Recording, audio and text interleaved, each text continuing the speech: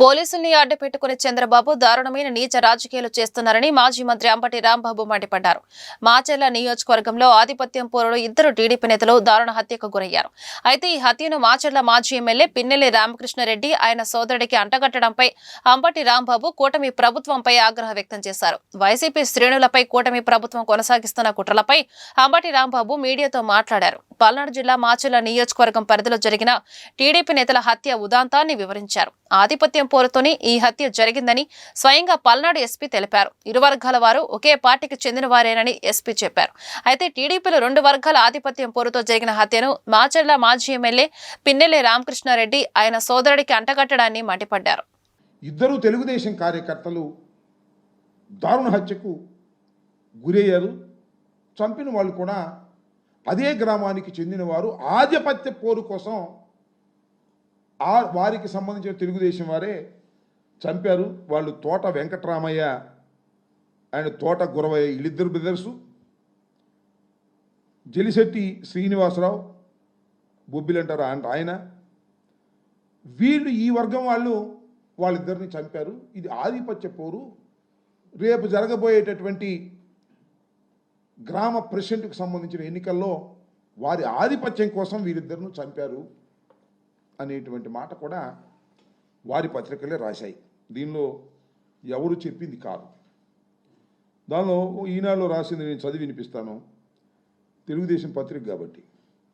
శనివారం వెల్దుర్తి మండలం బొందిలవీడిలో జవిశెట్టి వెంకటేశ్వర్లు కోటేశ్వరరావు అన్నదమ్ములు ఇద్దరిని కారులో ఢీకొట్టి హతమార్చారు. జిల్లా వాసులు ఉలిక్కి పడేలా చేసింది. సమస్యాత్మక గ్రామమైన వెల్దుర్తి మండలం గుండ్లపాడుపై ప్రత్యేక దృష్టి పెట్టకపోవడంతోనే హత్య జరిగాయని పోలీసులు వైఫల్యాన్ని పల్నాడు వాసులు ఎత్తి చూపుతున్నారు. పల్నాడు వాసులు ఎత్తి చూపుతున్నారు. ఇది పోలీసుల వైఫల్యం అనేటువంటి మాట చెప్పారు అక్కడ. మళ్ళా పక్కా నిఘా వైఫల్యం. ఈ నెల 21న జిల్లా ఎస్పీ కంచి శ్రీనివాసరావు గుండ్లపాడులో స్వయంగా పల్లె నిద్ర చేశారు. గ్రామంలో శాంతి భద్రతలకు విఘాతం లేకుండా ఉండాలని, ప్రశాంత వాతావరణంలో జీవించాలని హితబోధ చేసిన వర్గ పోరు ఆగలేదు. అంటే దిస్ ఇస్ ద వైఫల్యం, పోలీసుల యొక్క ఇన్ఎఫిషియన్సీ ఉంది అనేది ఈనాడు పత్రికలో రాస్తున్నారు. బహుశా ఎస్పీ గారు వాళ్ళకి నచ్చలేదు అనుకుంటారు. తొందరలోనే ఎస్పీ గారిని ట్రాన్స్ఫర్ చేయాలనుకుంటున్నారో మరి ఏమో నాకు తెలియదు. అంటే పోలీసు వైఫల్యం వలన ఇది జరిగాయని చాలా స్పష్టంగా వాళ్ళు చెప్పారు. నేను ఎందుకు ఈ విషయం అంతా చెప్తున్నానంటే చాలా ఆశ్చర్యం. ఇరు వర్గాలు తెలుగుదేశానికి సంబంధించినవే, ఎప్పుడు వైసీపీకి సంబంధించిన వారు కాదు. ఈ తోట వెంకటరామయ్య వర్గం కానీ జవిశెట్టి వెంకటేశ్వర్ల వర్గం కానీ వీళ్ళిద్దరూ కూడా ఎప్పుడు వైఎస్ఆర్ కాంగ్రెస్ పార్టీకి సంబంధము లేనటువంటి రెండు వర్గాలు. ఈ రెండు వర్గాల ఆధిపత్య పోరులో ఒక తెలుగుదేశం వర్గం మరొక తెలుగుదేశం వర్గాన్ని చంపేస్తే వైసీపీకి సంబంధం అనేది ఇక్కడ ప్రశ్న. వైసీపీకి సంబంధం ఉందంట. ఈ హత్య కారణం మా పిల్లల రామకృష్ణారెడ్డి, పిన్నెల వెంకటరామిరెడ్డి వీళ్ళిద్దరూ కారణమట. ఎఫ్ఐఆర్ పెట్టేశారు, రిజిస్టర్ చేసేశారు. ఏంటిది? రాజకీయ కక్ష కాదా అని అడుగుతా ఉన్నా. ఇది ధర్మమా అని అడుగుతా ఉన్నా. నేను చాలా సందర్భాలు చెప్పా, 307 పెట్టేస్తున్నారు. డెడ్ బాడీ లేదు కాబట్టి 307 పెడుతున్నారు. డెడ్ బాడీ దొరికితే 302 పెడతారు అని. వాళ్ళు డెడ్ బాడీ దొరికింది. తెలుగుదేశం వాళ్ళు నరుక్కున్నారు, చచ్చిపోయారు. 2 డెడ్ బాడీలు ఉన్నాయి. ఏం చేయాలి ఇప్పుడు? తెలుగుదేశం వాళ్ళ మీద కేసు పెట్టాలి. ఎవరు చంపారో వాళ్ళని పెట్టాలి. అట కాదంట. రాజకీయ కక్షతో రామకృష్ణారెడ్డి, వెంకటరామిరెడ్డి ఇద్దరు అన్నదమ్ముల్ని కూడా ఈ కేసులో పెట్టాల్సిందే అని పెట్టేశారు. ఎక్కడికి పోతున్నారని ఆలోచించమని మనం చేస్తున్నాం. పోలీస్ వ్యవస్థ ఎక్కడికి పోతా ఉంది? పోలీసుల వైఫల్యం అని ఈనాడు రాస్తారు, తెలుగుదేశం వాళ్ళు చెప్తారు. ఎస్పీ శ్రీనివాస్ గారు వెళ్ళి అక్కడే పడుకుని ఒక రోజంతా ఉంటారు. మళ్ళీ ఈ హత్యలు జరుగుతాయి. ఏం చేస్తారు పాపం పోలీసులు మాత్రం? లా అండ్ ఆర్డర్ మెయింటైన్ చేయండి అయ్యా. గ్రామాల్లో కక్షలు కార్పణ్యాలు లేకోకుండా చూడండి. ఎవడైనా కక్షలు కార్పణ్యాలు ఉంటే వాళ్ళని తీసుకొచ్చి బైండ్ ఓవర్ చేయండి. బైండ్ ఓవర్ తీసుకొచ్చి వాళ్ళని పోలీస్ స్టేషన్లో కూర్చోబెట్టి కాస్త కౌన్సిలింగ్ చేయండి అంటే, కౌన్సిలింగ్ అంటే వేరే కాదు, చెప్పండి అని చెప్పటలా. ఇప్పుడు లోకేష్ గారు, హోంమంత్రి గారు, చంద్రబాబు నాయుడు గారు ఏం చెబుతున్నారంటే, ఏదైనా కేసు దొరికితే జగన్మోహన్ రెడ్డి గారు మనుషులు పెట్టేయండి, వైసీపీ కార్యకర్తలను పెట్టేయండి. అంతేకాదు, అవసరమైతే కంప్లైంట్ తీసుకుని ఆ వైసీపీ కార్యకర్త ఎవరైనా మరీ విపరీతంగా మాట్లాడుతూ ఉంటే వాడిని తీసుకొచ్చి ఉల్లు ఓనం చేసేయండి, కొట్టేయండి, అంతే. కొట్టేసి కోర్టులో ప్రొడ్యూస్ చేయండి.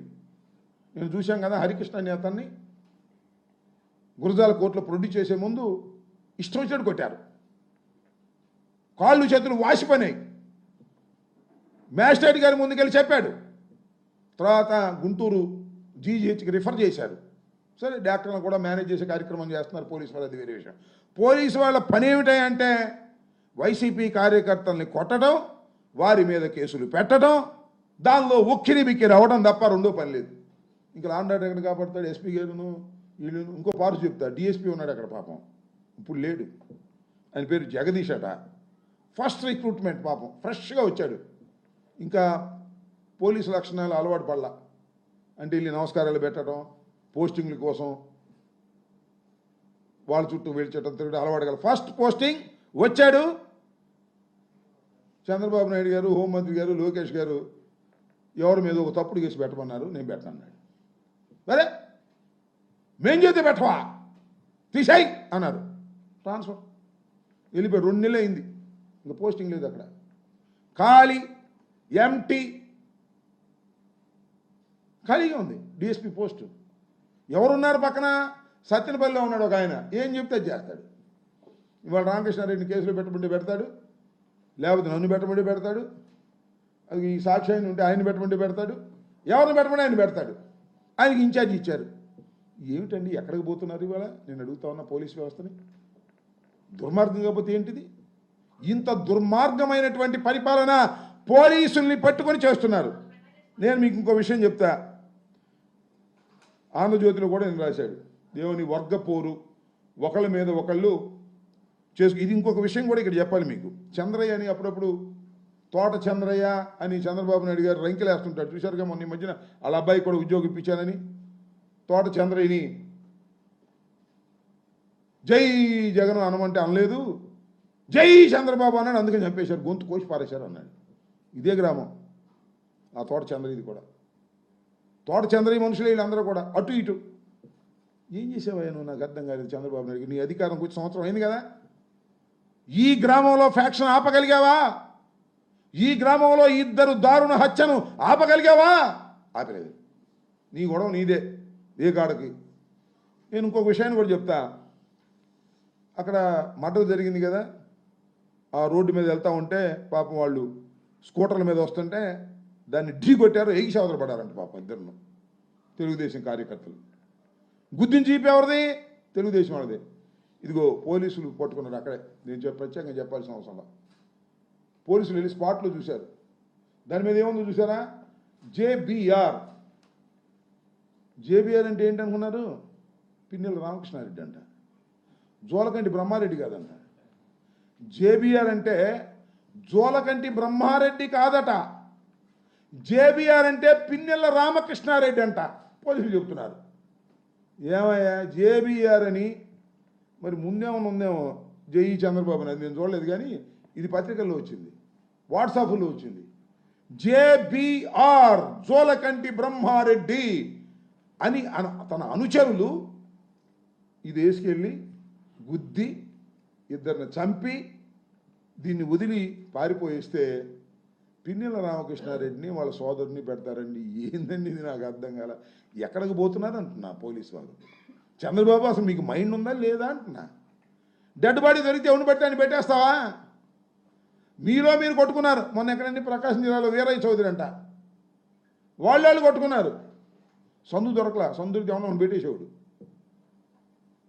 ఆ వీరయ్య చౌదరి పాపం చంద్రబాబు గారికి, లోకేష్ గారికి బాగా సన్నిహితుడట. ఆయన చంపేశారు పాపం దారుణంగా. పోలీస్ వైఫల్యం ఎంత ఉందో చూడమని చెప్తున్నారు. దారుణ హత్య అది. డైరెక్ట్గా తెలుగుదేశం పార్టీకి చెందినటువంటి వ్యక్తిని ఇంకో తెలుగుదేశం పార్టీ వెళ్ళి చంపేశారు. అసలు మా వాళ్ళు వెళ్ళి భయపడి చచ్చిపోతున్నాం మేము, వాళ్ళ మా కార్యకర్తలందరూ కూడా ఏమి లోపలేస్తారండి, మేము చంపుతామా అంత ధైర్యం ఉందా? ఏంటి law and order utter failure అవుతుంది రాష్ట్రంలో. డెడ్ బాడీ దొరకంగానే అవునమని పెట్టేయటం వైఎస్ఆర్ కాంగ్రెస్ పార్టీ వాళ్ళు అనేటువంటి ఉద్దేశంతో ఇవాళ చంద్రబాబు నాయుడు గారి ప్రభుత్వం పనిచేయటం చాలా దురదృష్టకరమని ఈ సందర్భంగా నేను చెప్పదలుచుకున్నాను. ఈ జేబీఆర్ని జోలకంటి బ్రహ్మారెడ్డి గారి బ్రాండ్ వేసుకొని జై తెలుగుదేశం అని వెళ్ళినటువంటి కార్యకర్తలు చంపితే వైఎస్ఆర్ కాంగ్రెస్ పార్టీ మీద పెట్టి కక్ష తీర్చుకోవాలనే ప్రయత్నం మీరు చేస్తున్నారు. ఇది సమంజసం కాదని కూడా ఈ సందర్భంగా నేను మనవి చేస్తున్నా. పాపం ఎస్పీ గారికి కూడా పొద్దున్నే 2-3 సార్లు ఫోన్ చేశా. ఆయన పాపం ఫోన్ ఎత్తట్లా. ఫోన్ ఎత్తే మళ్ళీ ఆయనకి ప్రమాదం, ఎందుకు ట్రాన్స్ఫర్ అయిపోతాడా ఆ జగదీష్ అనే డిఎస్పీ లాగా. ఇప్పుడు కూడా నాకు అనుమానమే, ఎందుకంటే అతను కొద్దిగా మంచోళ్ళని చెప్పండి, నాకు కూడా ఇబ్బందిగా ఉంది.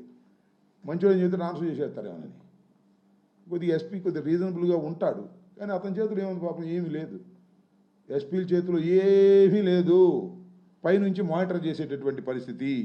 ఆయన ఎస్పీ ఫెయిల్యూర్ వల్ల ఇదంతా జరిగింది అనేటువంటి దాన్ని ఎక్స్పోజ్ చేయడానికి ఈనాడు ప్రయత్నం చేస్తుందంటే తొందరలోనే సార్కి లూప్ లైన్లోకి పంపుతారేమో నాకు అనుమానంగా ఉంది. ఇలాంటి దుర్మార్గమైనటువంటి రాజకీయాలు చేసి హత్య కేసులు అన్నెసరిగా, ఎంత దుర్మార్గం అండి. ఒక హత్య కేసులో ఇన్నోసెంట్గా ఉన్నటువంటి వ్యక్తుల్ని మీరు ముద్దాయిలుగా చూపిస్తే ఆ పాపం ఊరికి నేను పోతుందా నేను అడుగుతా ఉన్నా. ఏదో చిన్న కేసులు పెట్టారంటే అది వేరే విషయం. మర్డర్ కేసులో ఒక మనిషిని నిండుగా ప్రాణాలు తీసినటువంటి కేసులో సంబంధం లేనటువంటి పిన్నెల రామకృష్ణారెడ్డి గారిని, వారి బంధువుని, వారి తమ్ముడిని, మీ కోపం ఉంటే వేరేగా చూసుకోండి, రేపు వాడగొట్టండి మరొకసారి దమ్ముంటే. ఈ రకంగా మీరు మర్డర్ కేసులో డెడ్ బాడీ దొరకంగానే ఆ ముద్దాయిలతో పాటు వీరిని కూడా పెట్టేటటువంటి కార్యక్రమం మీరు చేస్తున్నారంటే ఇది చాలా దుర్మార్గం. ప్రజాస్వామ్యంలో ఇది సరైనటువంటి విధానం కాదు. అసలు లా అండ్ ఆర్డర్ ఉందా లేదా? ఇక పోలీసులు న్యాయం చేస్తారా చెయ్యరా? ఇక న్యాయస్థానాలకు వెళ్ళి న్యాయం చెందవలసిందేనా? పోలీసులు కేసులు రిజిస్టర్ చెయ్యరా? వైఎస్ఆర్ కాంగ్రెస్ పార్టీ వారికి ఏదైనా జరిగితే తీసుకెళ్ళి కేసు ఇస్తే దాన్ని రిజిస్టర్ చేసే ప్రశ్నే లేదు. నేను మొన్న 5వ తారీఖున 2 కేసులు ఇచ్చా, ఇంతవరకు రిజిస్టర్ చేయలే. సరే దాని సంగతి తర్వాత చెప్తా. ఆ రిజిస్టర్ చేయకపోతే ఏం చేయాలో నాకు తెలుసు. ఒక రోజు వెళ్తాం, నిరసన తెలియజేస్తాం న్యాయవాదులు అందరం. ఆ తర్వాత మళ్ళీ హైకోర్టుకు వెళ్ళి రిట్ ఆఫ్ మాండమస్ వేస్తాం అనుకోండి. పోలీసులు నిర్వీర్యమైపోతున్నారు. పోలీసులు తెలుగుదేశానికి జేబు సంస్థగా తయారవుతుంది. దీనివల్ల అరాచకం వస్తుంది, తిరుగుబాటు వస్తుంది. ప్రజలు కూడా ఇంక పోలీసులు మనం రక్షించలే, మనమే రక్షించుకోవాలనేటువంటి భావన వచ్చినప్పుడు ఫ్యాక్షన్స్ పెరుగుతాయి, తగాదాలు పెరుగుతాయి, హత్యలు పెరుగుతాయి, రైటింగ్స్ పెరుగుతాయి, అటెంప్ట్ మర్డర్లు పెరుగుతాయి. పోలీసులు ఏదో సహాయం చేస్తారంటే కాము కూర్చున్నారు, కానీ పోలీసులు కూడా సహాయం చేయాలంటే మనమే కత్తికార పిచ్చుకు వెళ్ళాల్సి వచ్చిద్దాం అనేటువంటి భావన కలిగే విధంగా వాళ్ళు చేస్తున్నారు.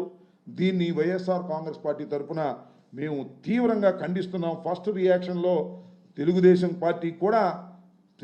పార్టీకి చెందినటువంటి పత్రికలు కూడా ఏ విధంగా చెప్పాయో నేను మీకు చెప్పాను.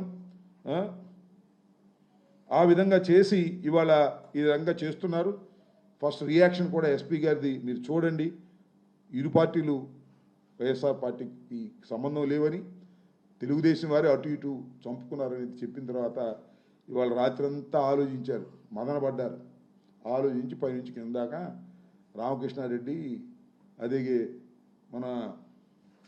వాళ్ళ తమ్ముడు వెంకటరామరెడ్డి వీళ్ళిద్దరిని దీనిలో ఇరికిస్తే మళ్ళా 2-3 నెలలు, 4 నెలలు, 5 నెలలు జైల్లో ఉంచవచ్చు అనేటువంటి కక్షపూరితమైనటువంటి పద్ధతుల్లో ప్రయత్నం చేయటం చాలా దురదృష్టకరమని ఈ సందర్భంగా నేను చెప్పదలుచుకున్నాను.